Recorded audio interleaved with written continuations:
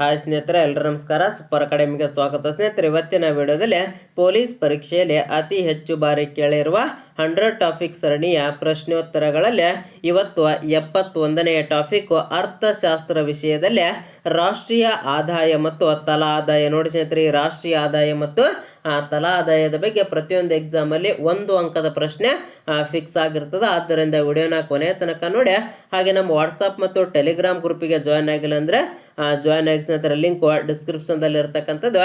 ಅಲ್ಲಿ ಪ್ರಚಲಿತ ಘಟನೆಗಳ ಒಂದು PDF ಸಿಗ್ತಕ್ಕಂಥದ್ದು. ಹಾಗೆ ಹಿಂದಿನ 70 ವಿಡಿಯೋಗಳನ್ನು ನೋಡಿದ್ರೆ ಎಲ್ಲ ವಿಡಿಯೋಗಳ ಲಿಂಕ್ ಡಿಸ್ಕ್ರಿಪ್ಷನ್ದಲ್ಲಿ ಇರ್ತಕ್ಕಂಥದ್ದು. ಒಂದ್ಸಾರಿ ಚೆಕ್ ಮಾಡಿ. ಬಹಳ ಇಂಪಾರ್ಟೆಂಟ್ ಆಗಿರ್ತಕ್ಕಂಥ ವಿಡಿಯೋಗಳು ಆಗಿರ್ತಕ್ಕಂಥದ್ದು. ಇವತ್ತಿನ ಮೊದಲನೆಯ ಪ್ರಶ್ನೆ, ಪ್ರಥಮ ಬಾರಿಗೆ ಭಾರತದ ರಾಷ್ಟ್ರೀಯ ಆದಾಯವನ್ನು ಅಂದಾಜಿಸಿದವರು ಯಾರಪ್ಪ ಅಂದ್ರೆ ಇಲ್ಲಿ ದಾದಾಬಾಯಿ ನವರೋಜಿಯವರು ಭಾರತದ ರಾಷ್ಟ್ರೀಯ ಆದಾಯವನ್ನು ಪ್ರಥಮ ಬಾರಿಗೆ ಅಂದಾಜು ಮಾಡ್ತಾರೆ. ನೋಡಿ, ಆಪ್ಷನ್ ಡಿ ಸರಿಯಾಗಿರ್ತಕ್ಕಂಥದ್ದು. ನೆಕ್ಸ್ಟ್ ಅದೇ ರೀತಿ ಎರಡನೆಯ ಪ್ರಶ್ನೆ, ಭಾರತದ ರಾಷ್ಟ್ರೀಯ ಆದಾಯದ ಬಹು ಮೊತ್ತದ ಮೂಲ ಯಾವುದು ಅಪ್ಪ ಅಂದ್ರೆ ಇಲ್ಲಿ ಸೇವಾ ವಲಯ ಅಂತಕ್ಕಂಥದ್ದು ಭಾರತದ ರಾಷ್ಟ್ರೀಯ ಆದಾಯದ ಬಹು ಮೊತ್ತದ ಮೂಲ ಆಗಿರ್ತಕ್ಕಂಥದ್ದು. ನೋಡಿ, ಆಪ್ಷನ್ ಸಿ ಸರಿಯಾಗಿರ್ತಕ್ಕಂಥದ್ದು. ನೆಕ್ಸ್ಟ್ ಅದೇ ರೀತಿ ಮೂರನೆಯ ಪ್ರಶ್ನೆ, ಒಂದು ದೇಶದ ಅಭಿವೃದ್ಧಿಯನ್ನು ಈ ಕೆಳಕಂಡ ಯಾವ ಅಂಶ ನಿರ್ಧರಿಸಲಾಗುತ್ತದೆ? ನೋಡಿ, ಯಾವ ಅಂಶ ನಿರ್ಧರಿಸಲಾಗುತ್ತದೆ ಅಪ್ಪ ಅಂದ್ರೆ ಇಲ್ಲಿ ಮೇಲಿನ ಎಲ್ಲ ಅಂಶಗಳು ನಿರ್ಧಾರ ಮಾಡ್ತಕ್ಕಂಥ. ಇಲ್ಲಿ ಸರಾಸರಿ ತಲಾ ಆದಾಯ ಆಗಿರ್ಬೋದು, ಸರಾಸರಿ ಸಾಕ್ಷರತೆ ಆಗಿರ್ಬೋದು, ಅಲ್ಲಿನ ಜನರ ಆರೋಗ್ಯ ಸ್ಥಿತಿ ಆಗಿರ್ಬೋದು. ನೋಡಿ, ಒಂದು ದೇಶದ ಅಭಿವೃದ್ಧಿ ಈ ಎಲ್ಲ ಅಂಶಗಳನ್ನು ನಿರ್ಧಾರ ಮಾಡುವುದರಿಂದ ಈ ಪ್ರಶ್ನೆಗೆ ಆಪ್ಷನ್ ಡಿ ಮೇಲಿನ ಎಲ್ಲವೂ ಕೂಡ ಸರಿಯಾಗಿರ್ತಕ್ಕಂಥದ್ದು. ನೆಕ್ಸ್ಟ್ ಅದೇ ರೀತಿ ನಾಲ್ಕನೆಯ ಪ್ರಶ್ನೆ, ಭಾರತದಲ್ಲಿ ರಾಷ್ಟ್ರೀಯ ವರಮಾನದ ಅಂದಾಜುಗಳನ್ನು ಕ್ರೋಢೀಕರಿಸುವವರು ಯಾರಪ್ಪ ಅಂದ್ರೆ ಇಲ್ಲಿ ಕೇಂದ್ರೀಯ ಸಾಂಖ್ಯಿಕ ಸಂಸ್ಥೆ ಅಂತಕ್ಕಂಥದ್ದು ಕ್ರೋಢೀಕರಣ ಮಾಡ್ತಕ್ಕಂಥದ್ದು. Option C ಸರಿಯಾಗಿರ್ತಕ್ಕಂಥದ್ದು. ನೆಕ್ಸ್ಟ್ ಅದೇ ರೀತಿ ಐದನೆಯ ಪ್ರಶ್ನೆ, ಕೇಂದ್ರ ಸರ್ಕಾರದ ಆದಾಯ ಕೊರತೆ ಎಂದರೆ? ನೋಡಿ, ಕೇಂದ್ರ ಸರ್ಕಾರದ ಆದಾಯ ಕೊರತೆ ಅಂದ್ರೆ ಏನಪ್ಪ ಅಂದ್ರೆ ಇಲ್ಲಿ ಆದಾಯದ ಸ್ವೀಕೃತಿಗಳ ಮೇಲೆ ಆದಾಯದ ಖರ್ಚುಗಳ ಹೆಚ್ಚುವರಿ ಅಂತಕ್ಕಂಥ. ನೋಡಿ, ಆಪ್ಷನ್ ಡಿ ಸರಿಯಾಗಿರ್ತಕ್ಕಂಥದ್ದು. ನೆಕ್ಸ್ಟ್ ಆರನೆಯ ಪ್ರಶ್ನೆ, MPCEಯ ವಿಸ್ತೃತ ರೂಪ ಏನಪ್ಪ ಅಂದ್ರೆ ಇಲ್ಲಿ ಮಾನಸಿಕ ತಲಾ ಅನುಭೋಗ ಗಳಿಕೆ ಅಂತಕ್ಕಂಥದ್ದು. ನೋಡಿ, ಆಪ್ಷನ್ ಬಿ ಸರಿಯಾಗಿರ್ತಕ್ಕಂಥದ್ದು. ನೆಕ್ಸ್ಟ್ ಅದೇ ರೀತಿ ಏಳನೆಯ ಪ್ರಶ್ನೆ, ಭಾರತದ ರಾಷ್ಟ್ರೀಯ ಆದಾಯ ಮಾಪನದ ಮೊದಲ ಪ್ರಯತ್ನ ಕೈಗೊಂಡವರು? ನೋಡಿ, ಮೊದಲ ಪ್ರಯತ್ನ ಕೈಗೊಂಡವರು ಯಾರಪ್ಪ ಅಂದ್ರೆ VKRV ರಾವ್ ಅಂತಕ್ಕಂಥವ್ರು ಮೊದಲ ಪ್ರಯತ್ನವನ್ನು ಕೈಗೊಳ್ತಾರೆ. ಆಪ್ಷನ್ ಎ ಸರಿಯಾಗಿರ್ತಕ್ಕಂಥದ್ದು. ನೆಕ್ಸ್ಟ್ ಅದೇ ರೀತಿ ಎಂಟನೆಯ ಪ್ರಶ್ನೆ, ಒಂದು ರಾಷ್ಟ್ರದ ರಾಷ್ಟ್ರೀಯ ವರಮಾನ ಎಂದರೆ? ಒಂದು ರಾಷ್ಟ್ರದ ರಾಷ್ಟ್ರೀಯ ವರಮಾನ ಎಂದರೆ ಅಂಶ ಆದಾಯಗಳ ಒಟ್ಟು ಮೊತ್ತ ಅಂತಕ್ಕಂಥ. ನೋಡಿ, ಆಪ್ಷನ್ ಬಿ ಸರಿಯಾಗಿರ್ತಕ್ಕಂಥದ್ದು. ನೆಕ್ಸ್ಟ್ ಅದೇ ರೀತಿ ಒಂಬತ್ತನೆಯ ಪ್ರಶ್ನೆ, ಆದಾಯದ ಅಸಮಾನತೆಯನ್ನು ಇದರಿಂದ ಮಾಪನ ಮಾಡಬಹುದು? ನೋಡಿ, ಯಾವುದರಿಂದ ಮಾಪನ ಮಾಡಬಹುದು ಅಪ್ಪ ಅಂದ್ರೆ ಗಿನಿ ಲೋರೆಂಜ್ ಅನುಪಾತ ಅಂತಕ್ಕಂಥ. ನೋಡಿ, ಆಪ್ಷನ್ ಸಿ ಸರಿಯಾಗಿರ್ತಕ್ಕಂಥದ್ದು.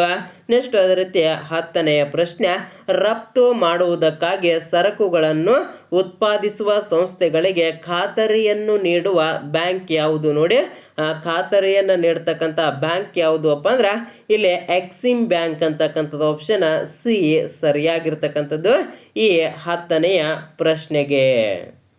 ನೆಕ್ಸ್ಟ್ 11ನೆಯ ಪ್ರಶ್ನೆ, ಈ ಕೆಳಗಿನವುಗಳಲ್ಲಿ ಯಾವುದು ನೇರವಾಗಿ ಸಮಗ್ರ ರಾಷ್ಟ್ರೀಯ ಉತ್ಪನ್ನವನ್ನು ಹೆಚ್ಚಿಸುತ್ತದೆ ಅಪ್ಪ ಅಂದ್ರೆ ಇಲ್ಲಿ ಹೂಡಿಕೆಯಲ್ಲಿನ ಹೆಚ್ಚಳ ಹೆಚ್ಚಿಗೆ ಮಾಡ್ತಕ್ಕಂಥದ್ದು. Option C ಸರಿಯಾಗಿರ್ತಕ್ಕಂಥದ್ದು. ನೆಕ್ಸ್ಟ್ ಅದೇ ರೀತಿ 12ನೆಯ ಪ್ರಶ್ನೆ, ಲಾರೆನ್ಸ್ ಕರ್ವ್ ತೋರಿಸುವುದು ಏನಪ್ಪ ಅಂದ್ರೆ ಇಲ್ಲಿ ವರಮಾನ ಹಂಚಿಕೆಯನ್ನ ತೋರಿಸ್ತಕ್ಕಂಥದ್ದು. ಆಪ್ಷನ್ ಡಿ ಸರಿಯಾಗಿರ್ತಕ್ಕಂಥದ್ದು. ನೆಕ್ಸ್ಟ್ ಅದೇ ರೀತಿ 13ನೆಯ ಪ್ರಶ್ನೆ, ಒಂದು ದೇಶದ ಆರ್ಥಿಕ ಅಭಿವೃದ್ಧಿಯನ್ನ ಈ ಕೆಳಗಿನ ಅಂಶದ ಆಧಾರದ ಮೇಲೆ ನಿರ್ಧರಿಸಲಾಗುತ್ತದೆ? ನೋಡಿ, ಯಾವ ಅಂಶದ ಆಧಾರದ ಮೇಲೆ ನಿರ್ಧಾರ ಮಾಡಲಾಗುತ್ತದೆ ಅಪ್ಪ ಅಂದ್ರೆ ಇಲ್ಲಿ ರಾಷ್ಟ್ರೀಯ ಆದಾಯ ಹಾಗೂ ತಲಾ ಪ್ರತಿ ವ್ಯಕ್ತಿಗಳ ಆದಾಯದ ಮೇಲೆ ನಿರ್ಧಾರ ಮಾಡ್ತಕ್ಕಂಥ ಆಪ್ಷನ್ ಡಿ ಸರಿಯಾಗಿರ್ತಕ್ಕಂಥದ್ದು. ನೆಕ್ಸ್ಟ್ ಅದೇ ರೀತಿ 14ನೇ ಪ್ರಶ್ನೆ, ರೈತರ ಆದಾಯವನ್ನ ದ್ವಿಗುಣಗೊಳಿಸಲು ಭಾರತ ಸರ್ಕಾರದಿಂದ ಯಾವ ಸಮಿತಿಯನ್ನ ನೇಮಿಸಲಾಗಿದೆಯಪ್ಪ ಅಂದ್ರೆ ಇಲ್ಲಿ ಅಶೋಕ ದಳವಾಯಿ ಸಮಿತಿಯನ್ನ ನೇಮಕ ಮಾಡಲಾಗಿರ್ತಕ್ಕಂಥ ಆಪ್ಷನ್ ಬಿ ಸರಿಯಾಗಿರ್ತಕ್ಕಂಥದ್ದು. ನೆಕ್ಸ್ಟ್ ಅದೇ ರೀತಿ 15ನೇ ಪ್ರಶ್ನೆ, ಭಾರತದಲ್ಲಿ ಒಟ್ಟು ದೇಶೀಯ ಉತ್ಪನ್ನವನ್ನ ಯಾರು ಲೆಕ್ಕ ಹಾಕುತ್ತಾರಪ್ಪ ಅಂದ್ರೆ ಇಲ್ಲಿ ಕೇಂದ್ರ ಸಂಖ್ಯಾಶಾಸ್ತ್ರೀಯ ಸಂಸ್ಥೆ ಲೆಕ್ಕ ಹಾಕ್ತಕ್ಕಂಥ ಆಪ್ಷನ್ ಸಿ ಸರಿಯಾಗಿರ್ತಕ್ಕಂಥದ್ದು ಈ 15ನೆಯ ಪ್ರಶ್ನೆಗೆ. ನೆಕ್ಸ್ಟ್ 16ನೇ ಪ್ರಶ್ನೆ, ದಾದಾಬಾಯಿ ನವರೋಜಿಯವರ ಕೃತಿ ಯಾವುದು ಅಪ್ಪ ಅಂದ್ರೆ ಇಲ್ಲಿ ಪವರ್ಟಿ and British rule in India ಅಂತಕ್ಕಂಥದ್ದು ದಾದಾಬಾಯಿ ನವರೋಜಿಯವರ ಒಂದು ಕೃತಿ ಆಗಿರ್ತಕ್ಕಂಥ ಆಪ್ಷನ್ ಎ ಸರಿಯಾಗಿರ್ತಕ್ಕಂಥದ್ದು. ನೆಕ್ಸ್ಟ್ 17ನೇ ಪ್ರಶ್ನೆ, ಒಂದು ವರ್ಷದಲ್ಲಿ ಆರ್ಥಿಕ ಚಟುವಟಿಕೆಗಳಿಂದ ಪಡೆದ ಒಟ್ಟು ಆದಾಯವನ್ನ ಏನೆಂದು ಕರೆಯುತ್ತಾರೆ ನೋಡಿ.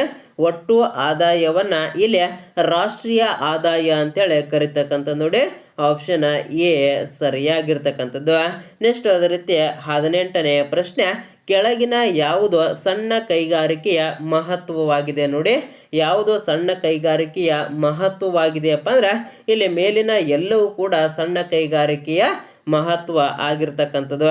ಇಲ್ಲಿ ಉದ್ಯೋಗ ಸೃಷ್ಟಿ ಆಗಿರಬಹುದು, ಆದಾಯದ ಸಮಹಂಚಿಕೆ ಆಗಿರಬಹುದು, ತಂತ್ರಜ್ಞಾನ ಅಭಿವೃದ್ಧಿಯು ಕೂಡ ಸಣ್ಣ ಕೈಗಾರಿಕೆಯ ಒಂದು ಮಹತ್ವ ಆಗಿರ್ತಕ್ಕಂಥದ್ದು. ಮೇಲಿನ ಎಲ್ಲವೂ ಕೂಡ ಸಣ್ಣ ಕೈಗಾರಿಕೆಯ ಮಹತ್ವ ಆಗಿರುವುದರಿಂದ ಈ ಪ್ರಶ್ನೆಗೆ ಆಪ್ಷನ್ ಡಿ ಮೇಲಿನ ಎಲ್ಲವೂ ಸರಿಯಾಗಿರ್ತಕ್ಕಂಥದ್ದು.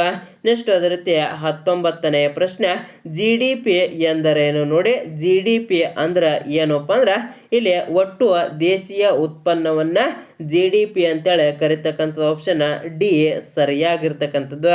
ನೆಕ್ಸ್ಟ್ ಅದೇ ರೀತಿ 20ನೇ ಪ್ರಶ್ನೆ, ಇಲ್ಲಿ ಜಿ ಎನ್ ಪಿ ಅರ್ಥಶಾಸ್ತ್ರದಲ್ಲಿ ಏನನ್ನ ಸೂಚಿಸುತ್ತದೆ ನೋಡಿ. ಜಿ ಎನ್ ಪಿ ಅರ್ಥಶಾಸ್ತ್ರದಲ್ಲಿ ಏನನ್ನ ಸೂಚಿಸುತ್ತದೆ ಅಪ್ಪ ಅಂದ್ರೆ ಇಲ್ಲಿ ಗ್ರೋಸ್ ನ್ಯಾಷನಲ್ ಪ್ರಾಡಕ್ಟ್ ಅನ್ನ ಸೂಚಿಸ್ತಕ್ಕಂಥ ಆಪ್ಷನ್ ಎ ಸರಿಯಾಗಿರ್ತಕ್ಕಂಥದ್ದು ಈ 20ನೇಯ ಪ್ರಶ್ನೆಗೆ. ನೆಕ್ಸ್ಟ್ 21ನೇ ಪ್ರಶ್ನೆ ಕಡೆಗೆ ಬರೋದಾದ್ರೆ, ಭಾರತದಲ್ಲಿ ಹಣದುಬ್ಬರವನ್ನು ನಿಯಂತ್ರಿಸುವ ಮೂಲಕ ಬೆಲೆ ಸ್ಥಿರತೆಯನ್ನು ಕಾಪಾಡಿಕೊಳ್ಳಲು ಈ ಕೆಳಗಿನವುಗಳಲ್ಲಿ ಯಾವುದು ಕಾರಣವಾಗಿದೆಯಪ್ಪ ಅಂದ್ರೆ ಇಲ್ಲಿ ಭಾರತೀಯ ರಿಸರ್ವ್ ಬ್ಯಾಂಕ್ ಕಾರಣ ಆಗಿರ್ತಕ್ಕಂಥದ್ದು ಆಪ್ಷನ್ ಡಿ ಸರಿಯಾಗಿರ್ತಕ್ಕಂಥದ್ದು. ನೆಕ್ಸ್ಟ್ ಅದೇ ರೀತಿ 22ನೇಯ ಪ್ರಶ್ನೆ, ಜಿ ಎನ್ ಪಿ ಮತ್ತು ಎನ್ ಎನ್ ಪಿಗಳ ನಡುವಿನ ವ್ಯತ್ಯಾಸವು ಇದಕ್ಕೆ ಸಮವಾಗಿದೆ ನೋಡಿ. ಯಾವುದಕ್ಕೆ ಸಮ ಆಗಿರ್ತದಪ್ಪ ಅಂದ್ರೆ ಇಲ್ಲಿ ಬಂಡವಾಳ ಸವಕಳಿಗೆ ಸಮ ಆಗಿರ್ತಕ್ಕಂಥದ್ದು ಆಪ್ಷನ್ ಡಿ ಸರಿಯಾಗಿರ್ತಕ್ಕಂಥದ್ದು.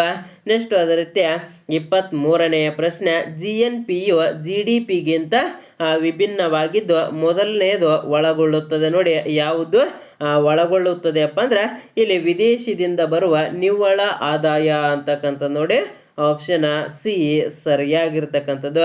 ನೆಕ್ಸ್ಟ್ ಅದೇ ರೀತಿ 24ನೇಯ ಪ್ರಶ್ನೆ, ವಿಶ್ವ ಅಭಿವೃದ್ಧಿ ವರದಿ ಯಾವ ಸಂಸ್ಥೆಯ ಪ್ರಕಟಿಸುತ್ತದೆ. ವಿಶ್ವ ಅಭಿವೃದ್ಧಿ ವರದಿ ಇಲ್ಲಿ ವಿಶ್ವ ಬ್ಯಾಂಕ್ ಪ್ರಕಟಣೆ ಮಾಡ್ತಕ್ಕಂಥದ್ದು ಆಪ್ಷನ್ ಎ ಸರಿಯಾಗಿರ್ತಕ್ಕಂಥದ್ದು.